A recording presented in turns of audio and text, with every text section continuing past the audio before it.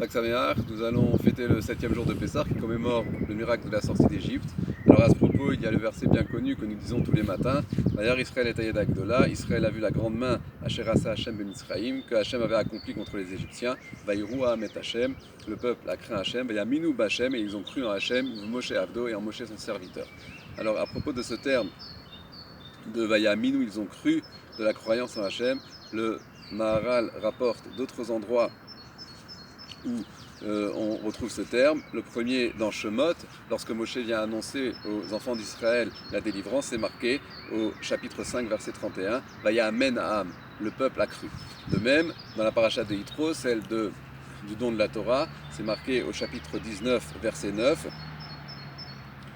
Vegam Becha Ya'aminu Le'olam, Hachem dit à Moshe qu'il va venir lui parler et que le peuple entendra également et ils croiront en toi, Léolam, éternellement. Le Maharal explique que ces trois endroits correspondent à trois niveaux de croyance. Le premier, c'est croire que Hachem intervient dans le monde. La dernière fois, dans la paracha de Yitro, c'est croire que Hachem parle aux hommes, qu'il leur dicte ses lois dans la Torah.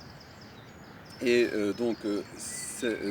celui du miracle de la mer Rouge, où ils ont cru que Hachem non seulement intervenait dans le monde, mais qu'il pouvait diriger toutes les forces du monde en opérant les miracles les plus prodigieux, comme celui de la mer Rouge.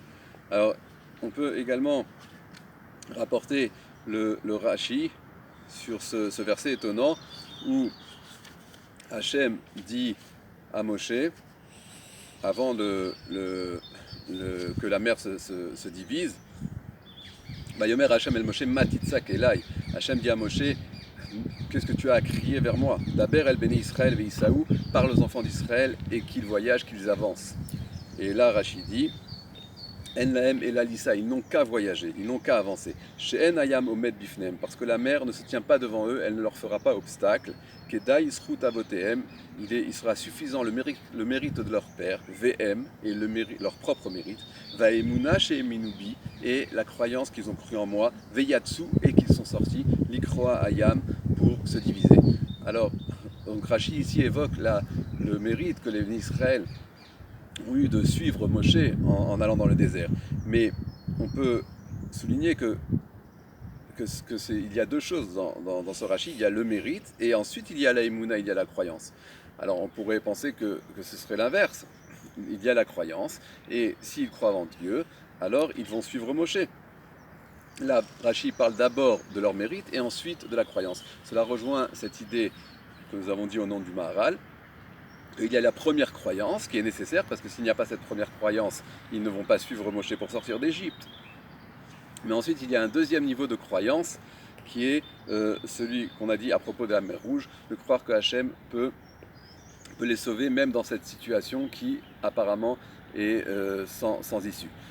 Et on connaît également ce Midrash qui dit qu'il y a un homme du nom de Narshon ben Aminadav, qui a avancé en premier, et que c'est au moment où ses pieds ont touché la mer Rouge que celle-ci s'est divisée.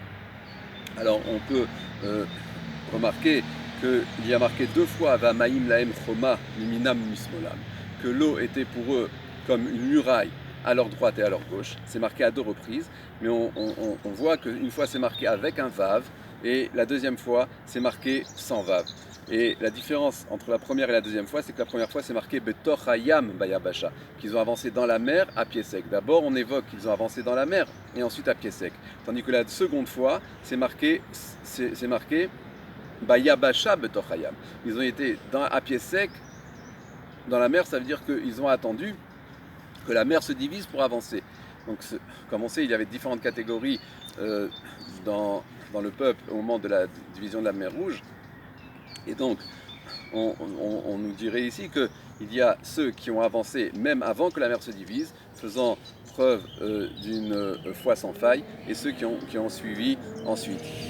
Alors, à l'instar de nos ancêtres, nous aussi avançons à la lumière de cette émouna, de cette croyance, pour